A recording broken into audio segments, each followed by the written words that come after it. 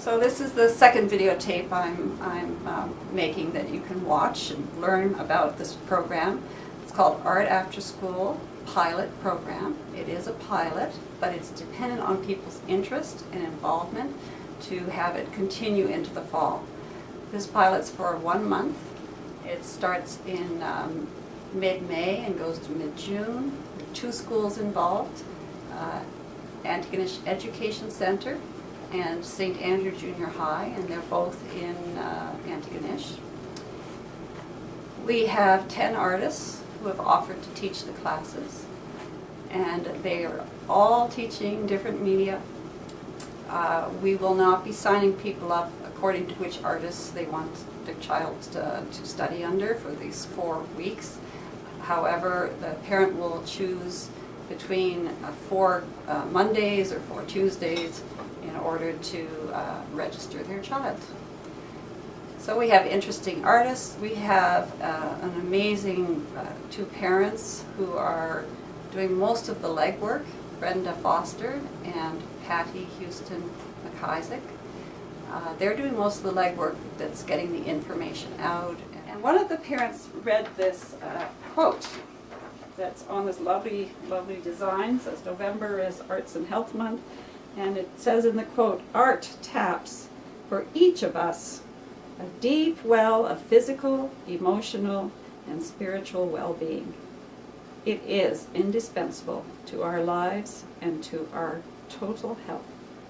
I told her that I knew the man who this quote comes from. I said that? Yes. And so I said, if you'd like, I'll go ask him what it means. I discovered yesterday that the water that we have here is so that deep well is a lovely metaphor, because I realize now it's a great metaphor for the deep well, the deepest well, the aquifer beneath us. The mycelium, if it was a fungus, but it's water, so it's aquifer of our human connection around the planet. For all I know, there are many aquifers, I don't know, but the fact is that that's where the juice of our being, the water that is so essential to us, comes from.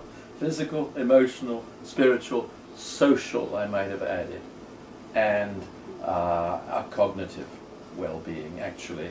Physical, emotional, spiritual, cognitive, social. These are all essential parts of our intelligence and a part of our health. Well-being. John, when about 15 years ago, I had a dream. I'd already been to Italy to learn how to do mosaic work, and I had come back home and realized that the material I wished to use were beach pebbles from the beach where I walk every day. So I had over the years collected many pebbles, and I looked at the pebbles and I thought about a dream I'd had, and I came up with this idea. Again, it's intuition. Intuition told me this would be a beautiful thing to create on a cement wall outside my house. So this image is actually a smaller version, a photograph of something that's 5 feet wide by 7 feet tall. And it took me 10 years.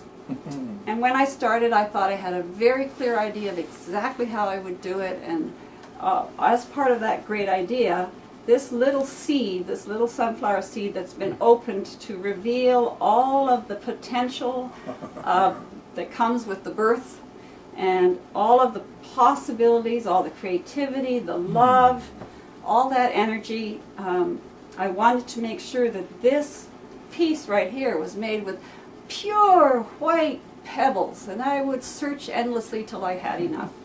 Well, of course that didn't happen.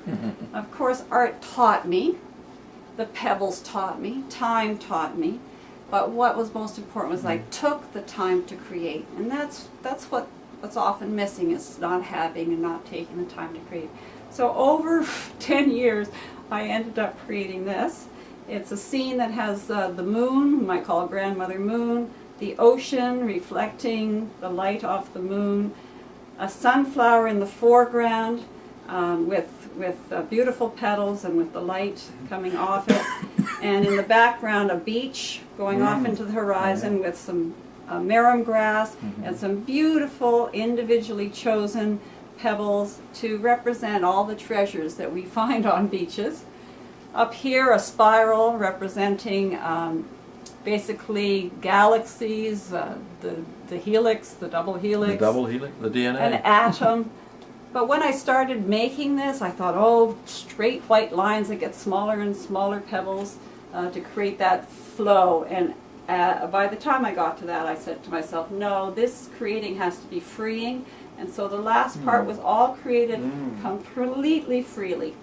And it was, for me, a healing experience to create this piece of artwork. So I thought I'd make it available to people in poster size. I can imagine how it can grace different homes. It can be used as gifts. It can be used for contemplation. And I'd be happy to share it with people. So if you go to Arts and Health Antigonish, you will get a website which has a place where you can purchase them. That's good. Why do you think it's the time?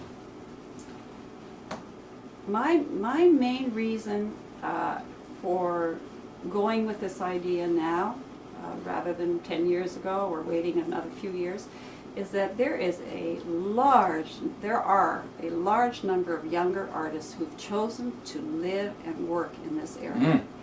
And we cannot let this beautiful resource go. You know, we really can't. We've always had taken opportunities, you know, from the Highland Games, the first Highland Games, to the Creative Dance Association, music and band. There's been a lot of attention paid to the arts, but the visual artists, this is for me a first, that we have this many young, exciting people living with us. We have older artist mentors who have been mentors to these younger artists, and without their guidance over these years, this would be a different town. So kudos, of course, to the artists of the earlier generation. But the best people to start with are the young.